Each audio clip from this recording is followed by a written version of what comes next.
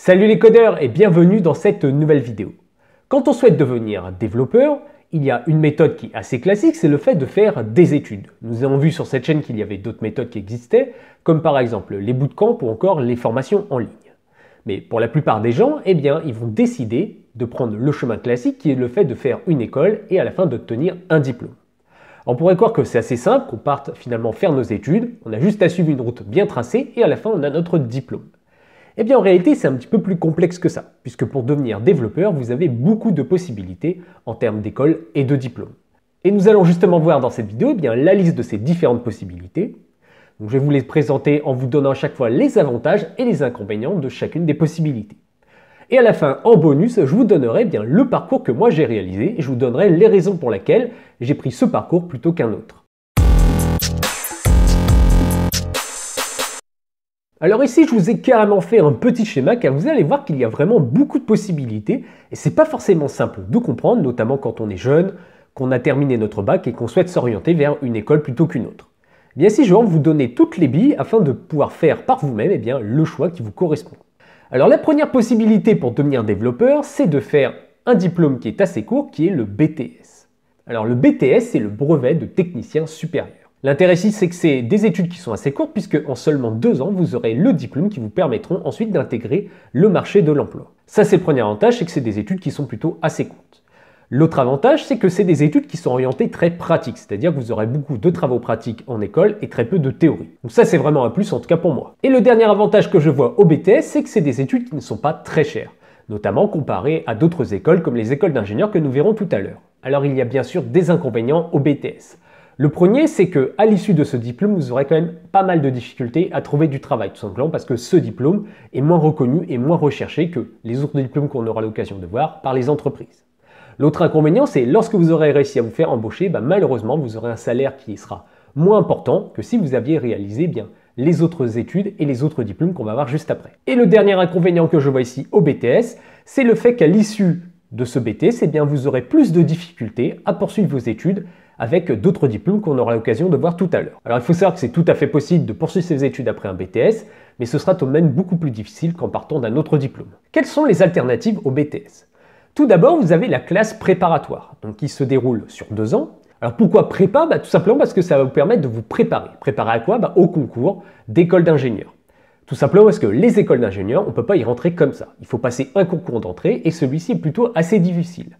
Et souvent, les candidats, ce qu'ils font, c'est qu'ils font 2 ans en école préparatoire afin de se préparer justement à ce concours. Donc naturellement, après cette école de prépa, vous enchaînez avec une école d'ingénieur. Donc ici, cette école va se dérouler sur 3 ans supplémentaires, donc Bac plus 3, Bac plus 4 et Bac plus 5. Et à l'issue de votre Bac plus 5, vous aurez bien sûr le diplôme d'ingénieur qui vous permettra d'intégrer une entreprise et d'être embauché par celle-ci. Alors il y a pas mal d'avantages aux écoles d'ingénieurs. La première, c'est qu'il y a un très bon encadrement. Vous avez des profs qui sont motivés, qui sont qualifiés et qui vous encadrent plutôt bien. Également, il y a un assez bon équilibre finalement entre la théorie et la pratique. Ça, c'est une chose super importante, le fait qu'il y ait de la pratique dans l'école que vous allez choisir. L'autre point qui est intéressant également avec l'école d'ingénieur, c'est que c'est des diplômes finalement qui vont être très reconnus par les entreprises et très recherchés.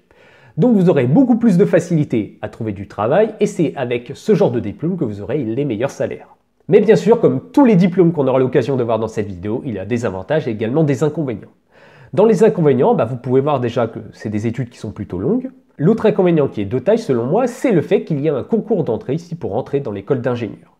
Et le problème, c'est qu'ici, vous allez filtrer des élèves qui vont être peut-être un petit peu moins bons sur le concours, mais qui seront très motivés, qui seront potentiellement plus tard de très bons ingénieurs. L'autre inconvénient de ce concours, c'est qu'il va être basé finalement sur des matières qu'on va retrouver par exemple au lycée, comme des maths ou encore de l'anglais. Et ça ne va absolument pas concerner des matières qui vont être directement liées au développement logiciel, comme par exemple des langages de programmation. Donc moi je trouve que ce concours d'entrée, il n'est pas forcément représentatif de la qualité du développeur qui va sortir finalement de cette école d'ingénieur. On a tendance à croire, et à tort, que toutes les personnes qui vont sortir d'une école d'ingénieur, surtout si elle est prestigieuse, ce sera un bon développeur. Et c'est clairement pas le cas. Ça va dépendre tout simplement de la personne, de sa motivation et de son assiduité quand elle va aller en cours. Et le dernier désavantage qui est selon moi de taille, c'est le prix. Car en effet, les écoles d'ingénieurs ont tendance à être chères, voire même très chères. Il faut compter, pour les meilleures d'entre elles, plusieurs milliers d'euros pour suivre l'intégralité du cursus. Alors quelles sont les alternatives donc à l'école d'ingénieur ? Eh bien, on retrouve par exemple les DUT. Donc, c'est les diplômes universitaires et technologiques, qui se situent notamment dans les écoles qu'on appelle les IUP. Les IUP, c'est pour Instituts universitaires et technologiques. Première chose à savoir sur les IUT, c'est que ce sont des écoles qui sont rattachées directement à la fac. Mais vous allez voir que son fonctionnement à l'IUT est légèrement différent de la fac classique. Le DUT est un diplôme qui s'obtient après 2 ans d'études seulement, donc ça c'est plutôt cool puisque c'est court. Et ce qui est intéressant avec le DUT, c'est que vous pouvez le prolonger d'1 an pour faire une licence professionnelle, donc le LP ici. Et l'intérêt ici, c'est que le DUT tout seul, sur le marché de l'emploi, il ne vaut pas grand-chose. Vous ne pourrez pas trouver facilement un travail avec un simple DUT. Mais avec la licence pro, donc 1 an de plus, vous pourrez avoir un diplôme qui sera beaucoup plus accepté et beaucoup plus recherché sur le marché de l'emploi. Et ce qui est intéressant aussi, c'est seulement après 3 ans d'études après le bac, vous pourrez directement intégrer le marché de l'emploi. Ce qui est bien avec le DUT, c'est que vous n'êtes pas obligé de faire uniquement la licence pro, vous pouvez également directement après le DUT, faire une autre école. On aura l'occasion de voir les autres parcours qui sont possibles de faire après le DUT. Mais je peux déjà vous en donner un ici, qui est l'école d'ingénieur. En effet, vous pouvez directement après le DUT, faire le concours d'école d'ingénieur et intégrer donc une école d'ingénieur. Et ce qui est bien ici, c'est que vous aurez de solides bases avec le DUT, notamment dans le développement logiciel que vous n'aurez pas forcément avec la prépa. En revanche, le concours sera un petit peu plus difficile pour vous puisque le DUT n'est pas fait pour vous préparer à l'école d'ingénieur. Revenons justement au contenu du DUT. Ce qui est vraiment intéressant avec le DUT, contrairement par exemple à la fac, c'est que c'est très basé sur la pratique. Vous allez avoir beaucoup de TP, de TD et de projets sur l'année. Donc vous allez énormément pratiquer, notamment derrière un ordinateur. Vous allez apprendre différents langages de programmation et différentes bases en informatique. L'autre intérêt du DUT, c'est qu'il est assez peu cher puisqu'il est rattaché directement à la fac. Il faut compter, comme pour la faculté, finalement, quelques centaines d'euros par an. À l'issue du DUT, le parcours le plus classique, c'est le fait d'intégrer un IUP. Alors l'IUP, c'est quoi? C'est une école qui va vous permettre notamment d'avoir une licence. Donc cette licence, vous pouvez l'intégrer directement après le bac et vous avez donc 3 ans pour obtenir une licence. Donc c'est un diplôme. Mais attention ici, ce n'est pas une licence pro comme vous pouvez le voir avec le LP ici. À l'issue de votre licence d'IUP, honnêtement, vous aurez beaucoup de difficultés à trouver du travail directement sur le marché de l'emploi. Non, ici, cette licence a plutôt pour vocation à vous propulser sur le diplôme qui vient juste après, qui est le master. Donc le master, c'est 2 ans supplémentaires pour arriver à un bac plus 5.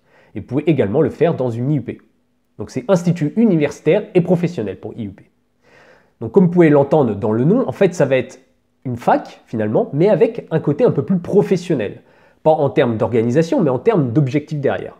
Ici vous aurez une formation, grâce à l'IUP par rapport à la fac classique qu'on verra tout à l'heure, qui sera un peu plus orientée vers le monde professionnel. Donc finalement, c'est un petit peu le fonctionnement et la philosophie qui va à la suite du DUT. C'est pour ça que la plupart des gens qui font un DUT s'orientent ensuite vers un IUP. Donc ici, à l'issue de votre DUT, donc après vos 2 ans de DUT, quand vous aurez votre diplôme, vous pouvez directement intégrer l'IUP et directement faire la dernière année, c'est-à-dire la licence 3, pour obtenir à la fin de cette année, bien directement, le diplôme de licence. Pas besoin de vous faire les 3 années entières. Vous allez faire les 2 années en DUT et la dernière année donc en licence. Ce qui est super intéressant également avec l'IUP, c'est que vous avez en réalité 2 masters différents. Vous avez un premier master dit pro, qui va vous orienter finalement vers le monde professionnel, comme son nom l'indique, et vous avez un master plutôt recherche, qui va vous orienter cette fois-ci vers un monde de la recherche, et notamment qui va vous permettre de prolonger vos études pour faire un doctorat. Donc là, ça va vous emmener à un bac plus 8. Bien sûr, il faut avoir le courage de poursuivre ces études pendant autant d'années. À l'issue de ce master, vous pourrez bien entendu intégrer le monde du travail de la même manière qu'avec une école d'ingénieur, c'est-à-dire avec un bac plus 5. Il y aura tout de même une différence ici, puisque avec l'école d'ingénieur, et notamment avec les très bonnes écoles d'ingénieurs qui seront très réputées, vous aurez un salaire qui sera légèrement meilleur et vous trouverez un petit peu plus facilement du travail. Mais honnêtement, la différence n'est pas flagrante. Et le dernier parcours disponible, c'est la licence en fac classique. Donc ici, également 3 ans pour avoir la licence, puis 2 ans pour avoir le master, et enfin, vous pouvez prolonger sur un doctorat, bien entendu. Alors, quels sont les avantages des licences? Tout d'abord, ça ne va pas être cher. Honnêtement, ça va être quelques centaines d'euros par an seulement. Contrairement à une école d'ingénieur où ça va clairement être beaucoup plus cher. L'autre intérêt ici, c'est que finalement, c'est ouvert à tout le monde, quasiment tout le monde. Vous n'avez pas besoin de passer un concours d'entrée, vous pouvez directement intégrer la licence si vous le souhaitez. Et ça, c'est bien pour laisser finalement des chances à tout le monde. Par contre, il y a pas mal d'inconvénients. Déjà en licence, vous allez avoir un parcours qui sera beaucoup plus théorique et un petit peu moins pratique. L'autre inconvénient, c'est que vous n'aurez pas un gros encadrement, contrairement par exemple à une école d'ingénieur. Donc il faudra vous débrouiller un petit peu plus par vous-même et vous motiver par vous-même surtout. Et également, vous allez avoir des professeurs qui sont en réalité des chercheurs. Ce ne sera pas des professeurs de base, ils n'auront pas forcément de formation et d'envie de devenir professeur. Et ça peut être un problème, car vous pouvez tomber sur certains profs qui s'en fichent un petit peu de leurs élèves. Honnêtement, il faut voir les choses telles qu'elles sont. Il y a certains, c'est des très bons chercheurs, mais ce n'est pas forcément de très bons profs. Donc ça peut être quand même un gros point négatif à la licence classique. Alors en licence, vous allez avoir des études très généralistes, et en master, vous allez vous spécialiser. C'est ça qui est intéressant finalement avec la licence et le master. C'est qu'à bout d'un moment, lorsque vous aurez appris les bases du développement logiciel par exemple, vous pourrez vous spécialiser en fonction de vos envies et de vos besoins. Donc choisir les matières qui correspondent finalement à ce que vous voulez faire plus tard dans votre vie professionnelle. Comme vous pouvez voir, il y a beaucoup de parcours possibles. Mais en plus, on peut bien sûr combiner certains parcours. Par exemple, on peut commencer par un DUT, puis ensuite enchaîner sur une licence en IUP, comme je vous l'ai dit tout à l'heure. Ou encore faire un BTS, et si vous êtes très bon, eh bien intégrer directement une école d'ingénieur à l'issue de votre BTS. Donc il y a vraiment différents parcours possibles, et c'est à vous de l'adapter en fonction de vos besoins et de vos limites. D'ailleurs, en parlant de ça, je vais vous donner quel parcours de mon côté j'ai réalisé, je vais vous donner les raisons pour lesquelles j'ai fait tel ou tel choix. Alors pour commencer, j'ai démarré avec un DUT. Alors pourquoi un DUT, pourquoi pas un BTS ou autre? Déjà le BTS, le problème c'est qu'à l'issue de celui-ci, c'est compliqué de continuer ses études. Donc je ne savais pas à l'époque si je voulais faire de longues études ou des petites études, donc je me suis dit, le BTS c'est pas pour moi. Ensuite j'avais la possibilité donc d'aller en prépa. Mais le problème de la prépa, c'est comme je vous l'ai dit, beaucoup de cours très théoriques. Finalement ça va ressembler un petit peu au lycée, notamment à la terminale, mais avec des cours avec des niveaux un peu plus élevés. Donc vous aurez exactement quasiment les mêmes matières, avec des maths, de l'anglais, tout ce que finalement moi m'insupportait lorsque j'étais à l'école et que j'avais surtout pas envie de retrouver dans mes études supérieures. Ensuite bien sûr je pouvais m'orienter directement en licence, mais avec une licence, on n'arrive pas à trouver facilement du travail. Alors que là, avec le DUT, déjà c'était très pratique et très peu théorique, ça m'intéressait beaucoup. Et avec le DUT, finalement, j'avais une porte de sortie, puisque si j'avais envie d'arrêter mes études, parce que j'en avais assez, j'avais juste à faire une année supplémentaire pour avoir ma licence pro et ainsi intégrer le monde du travail. En revanche, si j'avais envie de continuer mes études, je sais qu'avec le DUT, je pouvais soit faire une école d'ingénieur, soit partir en licence puis master. Alors je dois vous avouer que le DUT ont clairement été les 2 plus belles années de ma vie. Ça a été vraiment un parcours que j'ai adoré, le diplôme est super, on a beaucoup de pratiques, très peu de théorie, on apprend plein de choses et surtout on les met en pratique et c'est super passionnant et motivant. Puisque tous les jours, on était derrière notre ordinateur, on apprenait à coder, on apprenait différentes choses sur l'informatique. Honnêtement, moi ça me passionnait et j'adorais ce que je faisais. Donc après mon DUT, j'avais plusieurs choix. Soit j'allais en école d'ingénieur, soit je faisais la licence pro, soit j'intégrais une licence en IUP ou en fac. Et bien ce que j'ai fait, c'est que j'ai pris la licence en IUP. Alors pourquoi ce parcours? Déjà l'école d'ingénieur, je n'avais clairement pas l'argent pour le faire. C'est beaucoup trop cher pour le budget que j'avais à l'époque. Donc la licence pro, c'était pas pour moi puisque je voulais continuer mes études, j'avais adoré le DUT, j'avais envie de continuer à apprendre des choses. Donc il me restait la fac ou l'IUP. Comme je vous l'ai dit, la fac c'est vraiment très théorique. Moi je vous le recommande plutôt si vous souhaitez faire par exemple un doctorat plus tard. En revanche, si vous souhaitez intégrer le monde professionnel, je vous recommande plutôt l'IUP. Donc c'est ce que j'ai fait et c'était finalement dans la philosophie un petit peu plus dans la continuité du DUT. Et ce qui était intéressant avec le DUT, c'est lorsque j'intègre l'IUP, j'avais juste une année à faire pour avoir la licence et je n'avais pas besoin de refaire les 3 années. Donc ça, c'était vraiment le top. À l'issue de ma licence, bien sûr, j'ai continué en IUP avec le master. Alors pour tout vous dire, j'étais un petit peu déçu par l'IUP, car je m'attendais finalement à la continuité par rapport à l'IUT, c'est-à-dire quelque chose de très pratique et de très peu théorique.